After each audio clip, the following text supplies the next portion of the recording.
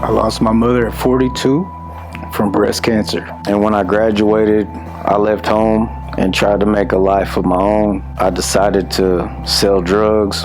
Negative entities were telling me to jump off a bridge. I was feeling very depressed and lost. And he called me over to tell me that he had a message from Jesus. Hello everybody, my name is Ross Mitchell Solopek. I'm here today to share my life and my testimony. I grew up in Grand Prairie, Texas. I had a fairly good life. I had good family. I know that I was brought up in a family that I believe now knew Jesus Christ. I believe that through my life and my journey, I distracted myself from knowing Jesus and walking in a lifestyle that pertains to living a life with Jesus. I know that through my time, I have had to deal with many processes that helped me grow and become a better person. I grew up playing sports. I was in t-ball, baseball, football, basketball. I played hockey. I knew a lot of people. My mother always tried her best to take care of me and my brothers. I lost my mother at 42 from breast cancer.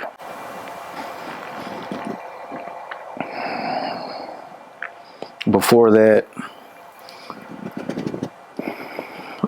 a rough journey I had was me turning my back on my family because I didn't trust them. I didn't feel like I knew them. And I felt like they lied to me because my mother was adopted by my grandparents. And I was also adopted twice from the husbands that she had. This created a thought that I couldn't trust them. I didn't know who to believe. And when I graduated, I left home and tried to make a life of my own. And things weren't easy. I decided to sell drugs and do things to get by to help me have a life, which ultimately led to me going to prison. And I did about 3.5 years. This, I believe, was all manifested by myself. The good, the bad, the ugly. I feel like God led me down a path in prison and kept me protected for me to help individuals and to also learn and grow for myself. I've been out of prison for well over 14 years without any tickets, moving violations, and over the past 10 years, I've had a relationship with my child's mother, and we've been split up for about 2 years because of drugs. And I flipped out because I didn't want drugs in our life and in our family. I went to jail. In my mind, it was because I was protecting myself, but inevitably negative things happened. That's what unfolded. I went to jail a year after an altercation on November 21st, and I was in jail until December 21st, 3 days before Christmas. I was released at midnight, and it was thundering, and the wind was blowing dust up while I was sitting outside of Louisiana jail with no way to call anybody because my phone I got out of my property was completely dead. And the money I had was on a credit card that you can't activate without a computer or service on a phone. While I was sitting outside of the jail, I was feeling very depressed and lost with how this could unfold and happen to me. And I believe that in that time, negative entities were telling me to jump off a bridge. And I immediately knew that that wasn't me, and that's not the way I think. And I started praying for Jesus to help me and give me discernment and help me have the resources to make it home so nothing bad happens to me and I can make a better life for my kids. During this time, I was sitting outside with the dust and the lightning and the dark, with it very cold. And many people came and left, and nobody could let me use a charger. Uber driver pulled up to deliver food, He delivered his food and came back past, and I caught him when he was leaving and said, "Could I use your charger to charge my phone?" And he kind of chalked me off, and he said, "I'm in a rental. I don't have a charger." And then I just started crying, and I started praying, because I knew that I had to probably walk 26 miles home in a storm in the cold of winter with not the right clothes to be outside. And he got in his car and he sat there for about 30, 45 seconds, and he called me over. At the same time, I was already praying for God to help me, and he called me over to tell me that he had a message from Jesus, and that his brother had OD'd, and a friend came to him when he OD'd, and his friend was like in a black abyss, and all he could do was hear his voice. And he told him that you have to wake up and you have to know Jesus, or you're going to be in this black abyss with me. Then he proceeded to tell me that his brother told him that story whenever he was revived in the hospital, and that his friend who told him the message had jumped off a 3-story parking garage building to commit suicide. I told him that for a brief moment I had thought that I was going to have to walk home 26 miles. And I thought, how many bridges am I going to walk across to make it home? And then I could just jump and be done.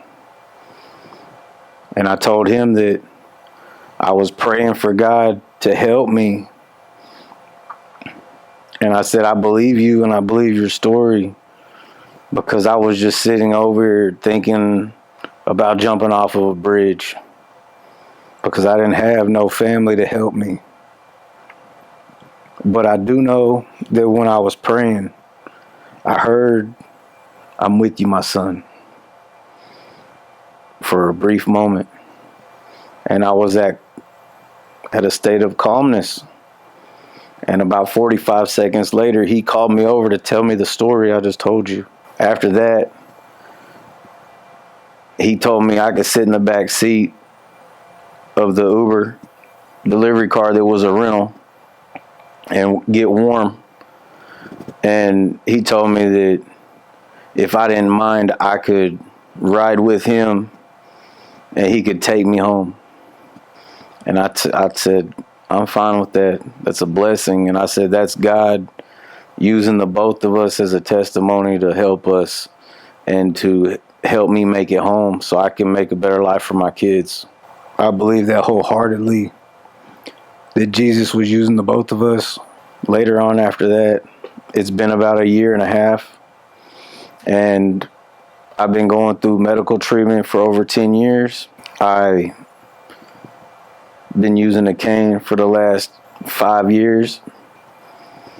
And during this process, I have been trying to heal myself and to help myself be more active so I can become self-sufficient instead of being stuck accepting my disability. I was going through several weeks of making myself walk several blocks a day to kind of rehabilitate myself.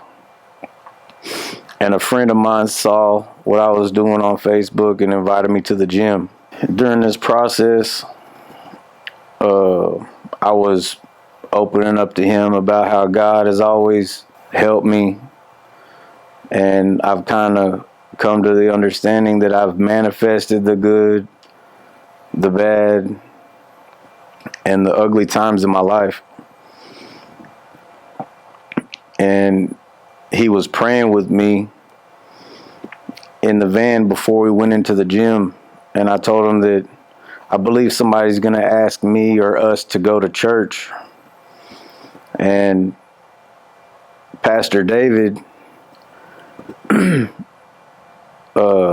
had actually already knew me because I'm a barber.